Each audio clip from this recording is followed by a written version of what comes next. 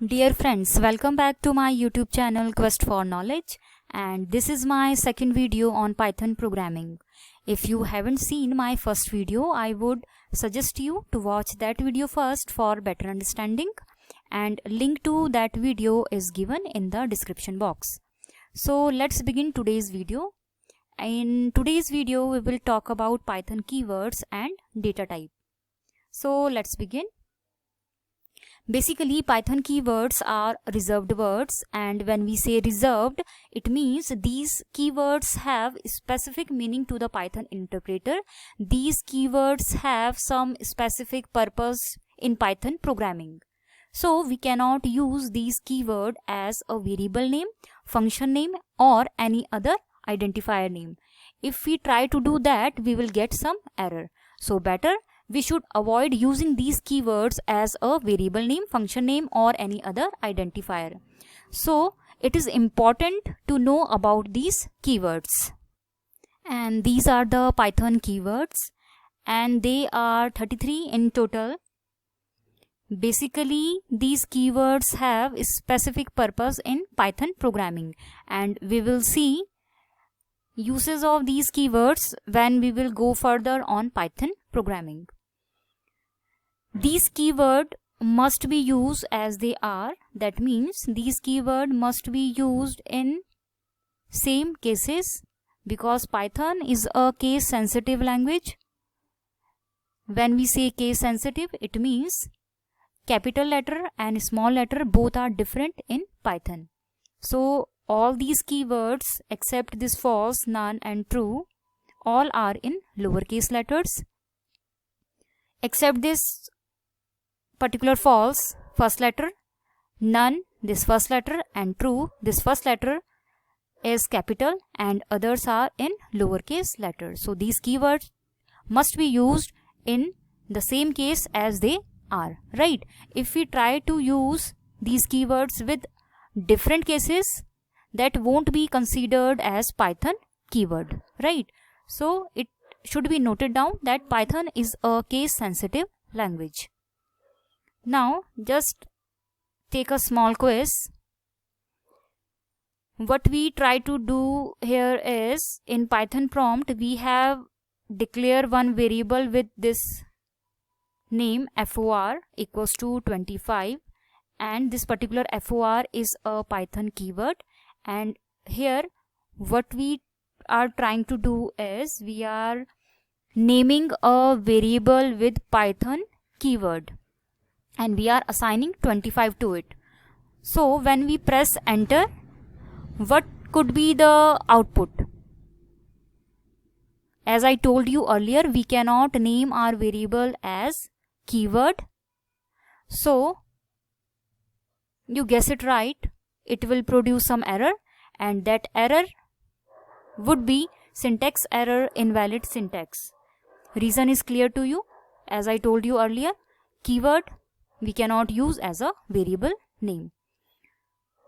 In next attempt, what we are trying to do is, in Python prompt we are writing again for equals to 25, name is same, but here we have changed the case of first letter, and now it won't be considered as a Python keyword. When we print the value of this variable, we will get 25 and there won't be any error. Now we will see Python data types, and these are basic data types of Python.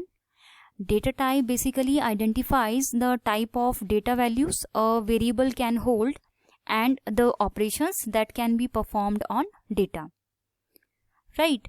So these data types have specific meaning. Numbers can hold numbers only, and numbers further divided into three categories. One is integer, float, and complex. These sequences data type is of three types. One is string, list, and tuple. Now we will see what kind of data these particular data type can hold. As I told you that numbers can hold numerical values only, so integer, float, and complex data type can hold numerical values only. Integer can hold positive, negative, whole numbers, and these are the examples. And float data type can hold decimal values, and that can be positive or negative. Complex data type can hold complex number, and that is a combination of real and imaginary part. The first is real part and the next number is imaginary part. Boolean data type can hold only two values, and that is true or false. Next we have string. String is a series of characters, and series of characters enclosed in single quote or double quote is considered as string in Python. Next we have set. Set is unordered collection of data items, and these data items can be of any data type. Here we have set, and set is enclosed in curly braces, and these data items are of integer type, string type and float type. Next we have list. Similar to set, list is collection of data items, and in list data items are enclosed in square brackets. We have set, and that is unordered, and we have list, that is ordered, and that is the difference between set and list. Next we have tuple. Again, tuple is a collection of data items, and in case of tuple, data items are enclosed in parentheses, and there is one difference between list and tuple. List is mutable in nature, and when we say mutable, it means list values can be changed after they are created and assigned. And tuple is immutable in nature, and when we say immutable, it means tuple values cannot be changed after they are created and assigned. Next we have dictionary type, and dictionary holds data in key value pair form, and key and value is separated with this colon symbol. The first is key, and after colon we write value assigned to this particular key. In this particular dictionary we have two pair. One is even and value is 4. Next key is odd and value is 5. So dictionary data type holds data in key value pair form. Now we will see all the operations performed on numbers. Like in mathematics, we can perform all arithmetic operation on Python numbers. We can add, subtract, multiply, divide numbers. In Python, we uses two multiplication symbol to represent exponents. If we want to get remainder after division, we use modulus operator. If we want to get quotient after division, we use this particular operator, and that is floor division operator. So let's have a look on these operations on numbers. Now type these Python commands one by one on Python prompt and just check the result. When we type 5 plus 2 on Python prompt and when we press enter, we will get 7, and that is addition of 5 plus 2. When we enter, after 5 minus 2, it will result 3, and that is the subtraction of 5 and 2. 5 divided 2 will result 2.5, and that is the result after division. 5 modulus 2 will result 1, and that is the remainder. 5 floor division operator 2 will result 2, and that is quotient after division. 5 asterisk asterisk 2 is 5 into 5, 5 multiplied 2 times, and that will result 25. We can perform multiple operation on one expression, and here we are using plus and asterisk in one expression, and rule is same like in mathematics. First this particular multiplication will be performed and then addition. So it will result 14, and that is 3 into 4 12, and plus 2 is 14. So in this way we can get the output after arithmetic operations. Next data type is string, and as we discussed it earlier that string is a series of characters, and any series of characters enclosed in double quote or single quote is considered as string in Python. If we want to check the length of string, we can use built-in function len. We have this particular len, and this is inbuilt in Python, and syntax is, to use this len function we need to pass this particular string variable inside parenthesis, and whatever parameter we will specify inside parenthesis, it will calculate the length of particular string and it will result number of characters in that string. Here it is giving output 11 and 11 is the length of this particular name string, and this particular name is holding hello world, and number of characters are this particular 1 2 3 4 5 1 space 6 7 8 9 10 11. So in total there are 11 characters including space.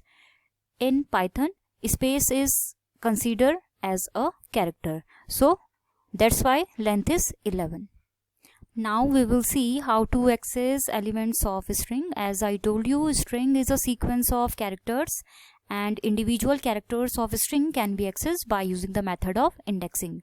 When we say indexing means in a string each character is assigned with a particular index, and indexing is start from 0.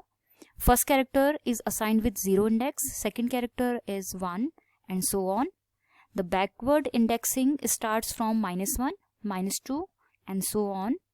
So if we want to access the very first character, we need to use particular variable, and in square bracket we need to write the index number. If we want to access the first character, we need to write 0, and this 0 means we are accessing first character. And when we type in Python prompt string and 0, it will result H, because in this case this particular variable is holding hello world, and when we are trying to access word and 0 index value, it will result H. And when we try to access -1 index character, it will result D, as the last character is D. If we want to access the fifth element, we will write word and this particular fourth index. So starting this forward indexing start from 0 and backward indexing start from -. We have string built-in functions, and basically function is an action that Python can perform on a piece of data, and to use this function we use dot, and this dot tells Python to make the function act on the variable name. Here we have variable with name, and this particular variable is holding this particular sequence of characters. When we use this title function, it will change the first letter of each word with capital 1 and all other letters will be small case. So this is the result after entering this particular command, hello world.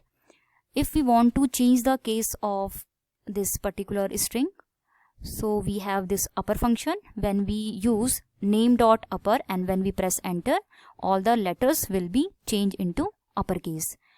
And in similar way, we can change our variable this character letter with small one, and function is lower. When we invoke name.lower, all the characters of particular string will be changed in lowercase.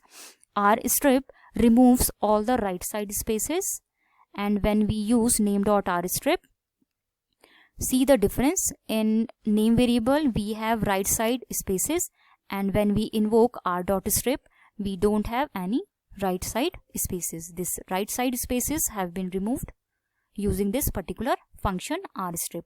If we want to remove left side spaces, as we can see we have left side spaces as well, so we can use name.lstrip and it will remove left side spaces.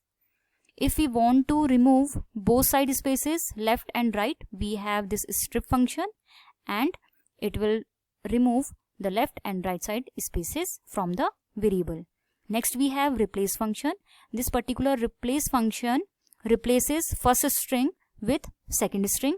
Here first string is O and second one is A. So it will replace all the occurrence of O in particular variable with A. So when we press enter, it will replace occurrence of O with A. So here we have two O's in our name variable.